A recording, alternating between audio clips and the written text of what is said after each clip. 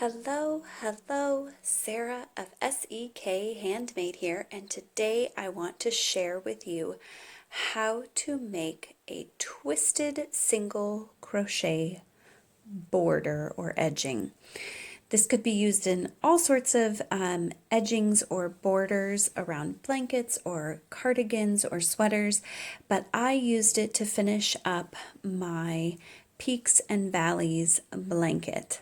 I'll be real honest with you. For me, creating a blanket is a really large project. I usually stick to much smaller things. So when I had finished up my blanket, I wanted an edging that was quick and simple and left a nice finished border. And this twisted single crochet border not only did the trick for all of those things, but was such a unique and fun technique that I really enjoyed putting the border on my entire blanket when I was done. So today I have for you the world's tiniest blanket. And I'm going to show you how to add a twisted single crochet edge to it. So I have just a little swatch here. I've woven in my ends just like I would, hopefully, if I was ready to finish up a blanket. Now, I started, when I did the edge of my blanket, I started in kind of a random place. And the reason I did that was because I feel like our eye is kind of drawn to corners as beginning and ends, and I felt like if I started kind of in the middle, it would hide that beginning and ending spot going around the blanket. So all I did to start my border was I put my hook through a stitch along the edge, and I pulled up a loop, and then I chained one.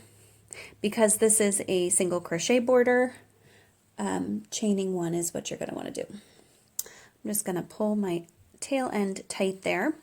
Now this is a super simple stitch, but one of the things I found out very quickly in doing this border is you want to keep your stitches and your loops that you pull up a little looser than you normally would, because like the name suggests, you're going to twist them, and if you tighten them up too much, it's going to be really hard to pull your hook back through. So I leave a little extra space on the loop that's on my hook, and then just like a single crochet, I'm just going to stick my hook through the next stitch. I'm going to pull up a loop, and I'm going to pull it up nice and high, leaving it nice and loose. And then, this is the fun part, you're going to twist your whole hook. You're going to rotate the whole thing counterclockwise all the way around. And that's what gives it the twisted look. Then you're going to yarn over, and you're just going to pull through the two loops on your hook, just like you would in doing a single crochet. And I'm not going to lie, that happened to me quite a bit as you pull through, that the loop pops off your hook. It's just a tighter border, and so that makes it a little more challenging. Now, it does take a few stitches for the twisted look to really show through, so I'm going to show you a few more. Loosen up my hook, or my loop that's on my hook, go into my next stitch, pull up a loop nice and high, rotate counterclockwise, yarn over, and pull through the stitches. There we go. I'm going to do that again. Oops. I don't quite have all my yarn loop there. There we go. Go through my next stitch, pull up the loops nice and high, rotate counterclockwise. It is important that you keep the rotating counterclockwise consistent, or the stitches won't all twist in the same direction. And you can see already that I'm starting to get that really nice twisted texture. I'm going to keep going to the corner here to show you what to do in a corner. Go into each and every stitch, pull up a loop nice and high, rotate counterclockwise, yarn over, and pull through those 2 loops just like a single crochet. So this stitch is actually exactly like a single crochet. You're going into every single stitch, pulling up 1 loop, and then pulling through the 2 loops on your hook. The trick is you're adding in that counterclockwise twist to give the really cool finished texture. So you can see now I'm at my last stitch of the edge here, and I'm going to start by doing just what I would do to a normal stitch. I'm going to pull up a loop nice and high, twist counterclockwise, pull through both of those stitches on my hook, and then I'm going to go into that same stitch again. We're going to round the corner here by doing 3 stitches in the corner. So this is like my top. This is going to be my corner. So I pull up a loop, twist it around, pull through. That's like my corner stitch. It's the second one in the exact same space. And you know what? I'm going to start that one over again because I got a little too twisty. And that's okay. You may find that as you're working to get your tension just right, that you have to do some of the stitches more than once, and that is totally okay. Twist it and pull through. There we go. That was more successful. And then I'm going to go back into that same stitch one more time. It's like I'm turning now to the other side to go down the side of my blanket. So I've made a stitch on the top of my blanket, for the corner of my blanket, and now for the side, all in that same stitch. Oops, I almost forgot to twist.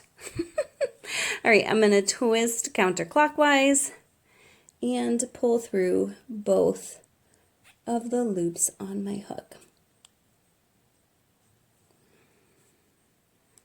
And I am struggling here to get all my loops pulled through correctly. I apologize. All right, stick it in, pull up a loop, give it the twist, yarn over, and pull through. And there we go. And now you're just going to continue down the side, working in each row. And I used to think that picking up stitches or stitching down like the side of something or into a place where there wasn't really defined stitches was super scary. And here's the trick I've learned. It's not a big deal. Nobody's going to be counting, and as long as it looks decent, you're totally good to go. So just stick your hook in where it looks decent and make your stitches. If you don't get them in exactly the right place and it still looks good, it's totally fine. Not a big deal at all. And so you're just going to continue down the side. Pull up a loop nice and high, twist counterclockwise, yarn over, and pull through. And you'll continue going all the way down the side of your blanket, putting 3 stitches in the corner, all the way across the bottom, 3 stitches in the corner, all the way back up to the top, 3 stitches in the corner, and then meet your first stitch again and weave in your ends just like you normally would. Such a fun texture. I would like to also mention that this does kind of have a wrong and a right side to it, so make sure that the right side of your blanket faces you when you're creating the twisted single crochet stitch. So that is how you crochet a twisted single crochet stitch. Written instructions are in the description below. Be sure to subscribe so you don't miss out on any tips and tutorials, and happy crafting!